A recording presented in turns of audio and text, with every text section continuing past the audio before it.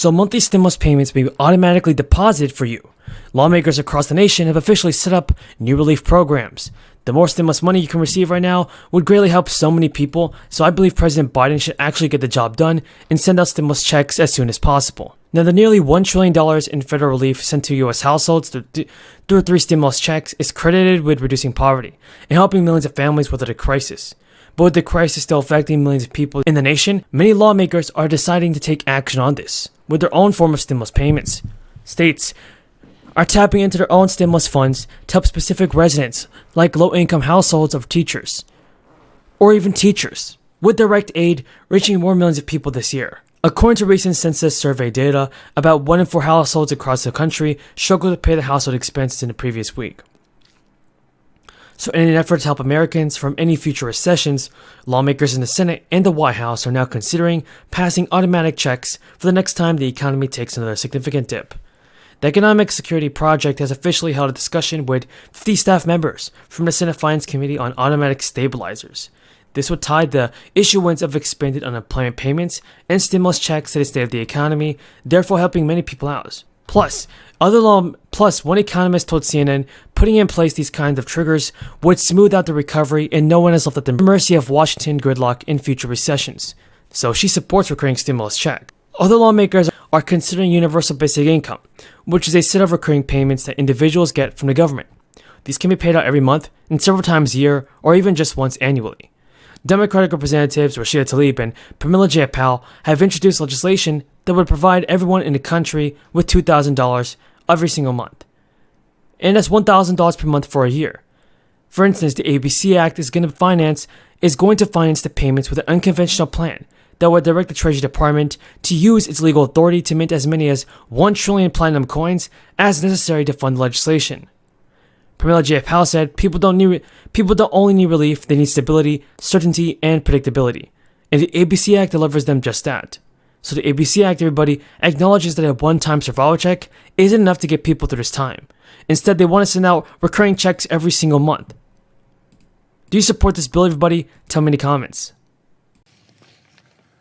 Now, on another subject. Tonight, President Biden will come to the U.S. Capitol and deliver the first State of the Union of his presidency.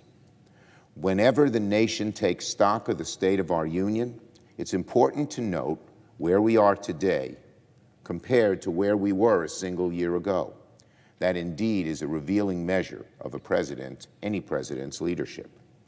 And despite the immense challenges we still have, what a difference between last year and this year. At the beginning of last year, we were facing the very worst of the pandemic. Unemployment was over 6%. Most forecasters said it would take years, perhaps more, to make significant progress in our recovery.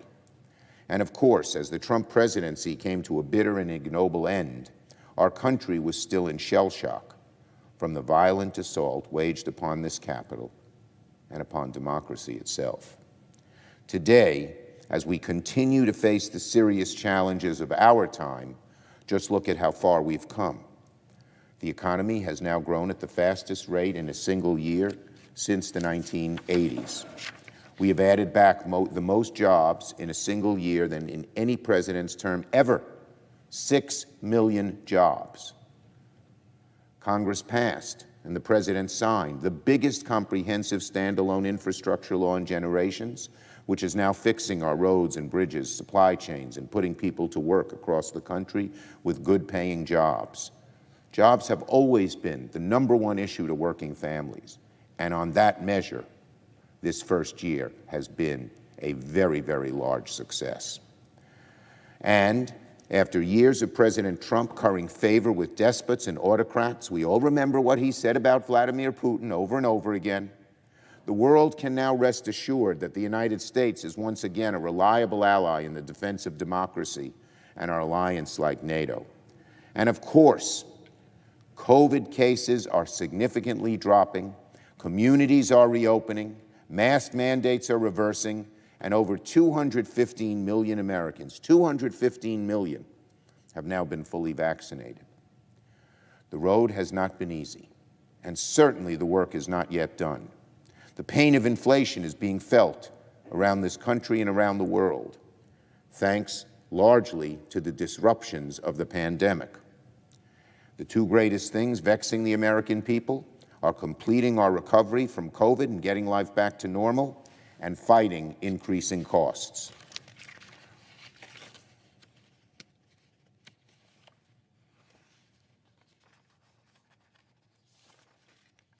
And Democrats in the Senate will keep our laser focus on precisely those issues, bringing down costs for the American people so we can reap the full benefits of our historic growth, from relieving shipping bottlenecks to making insulin more affordable to lowering the cost of food.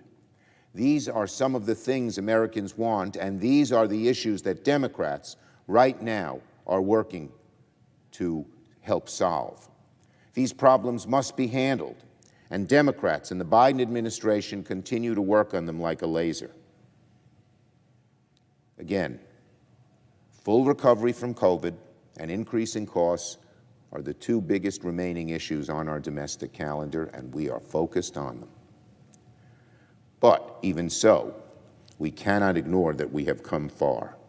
And let me say this: the State of the Union is also an important and rare moment for the American people to see what the party in office actually stands for.